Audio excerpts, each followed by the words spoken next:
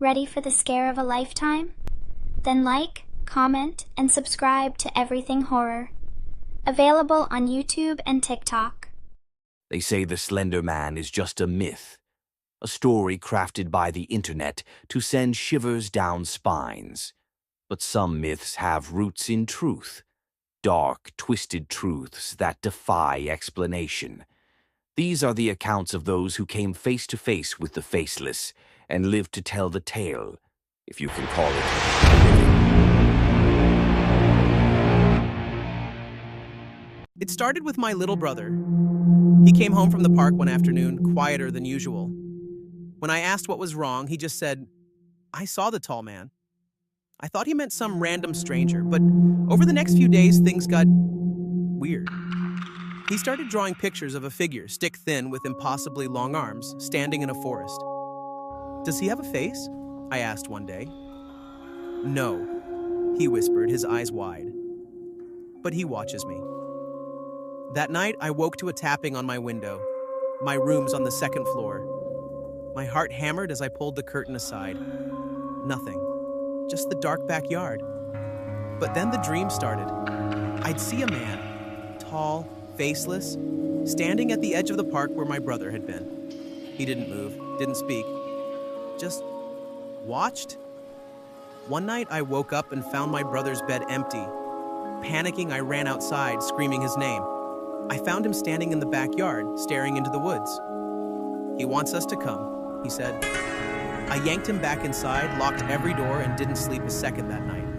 We moved a month later, but sometimes, late at night, I still hear tapping on my window. My friends and I were camping in a spot no one else dared to go. "It's cursed," the locals said. We laughed it off. Nothing scares a group of college kids looking for a thrill. The first night was fine. We roasted marshmallows, told ghost stories, and slept soundly. But on the second night, we found the symbols. Carved into trees around our campsite were strange, jagged marks. They didn't look random, more like something deliberate. "Probably some prank," my buddy Dave said, brushing it off. But then, we saw the figure, tall, impossibly thin, just at the edge of the firelight. "Who's there?" Dave shouted, but it didn't respond. It disappeared into the trees, and we spent the rest of the night on edge, jumping at every sound. By morning, Dave was gone. His tent was zipped up, his shoes still inside, but he was just gone. We searched for hours, and finally found him standing by the lake, staring at his own reflection in the water.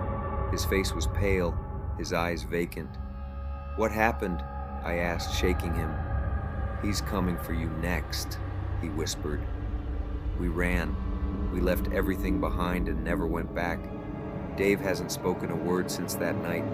Sometimes when I'm alone, I catch glimpses of a tall figure in the corner of my eye. I was driving home late one night, the road winding through dense woods, illuminated only by my car's headlights. Exhausted from a long day, I decided to take a shortcut through the forest despite the eerie tales surrounding it. As I sped along the narrow path, a thick fog began to roll in, obscuring the road ahead.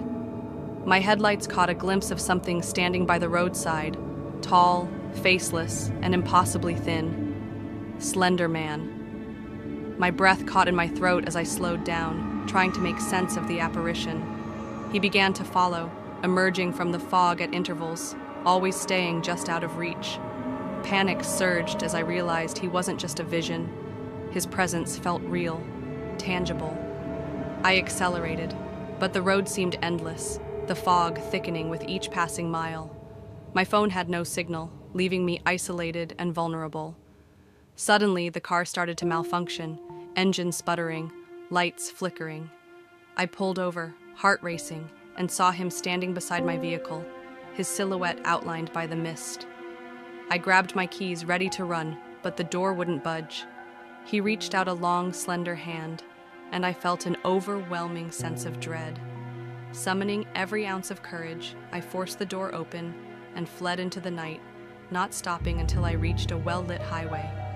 Looking back, Slenderman was nowhere to be seen, but the terror of that night remains etched in my memory, a constant reminder of the darkness that lurks just beyond sight. Surviving an encounter with Slenderman leaves more than just physical scars. It etches fear into the very core of one's being. These survivors escaped his grasp, but the question remains, could he be watching you now, waiting for his next encounter? Sleep cautiously tonight, for the shadows might conceal more than just darkness. Like and subscribe for more terrifying content.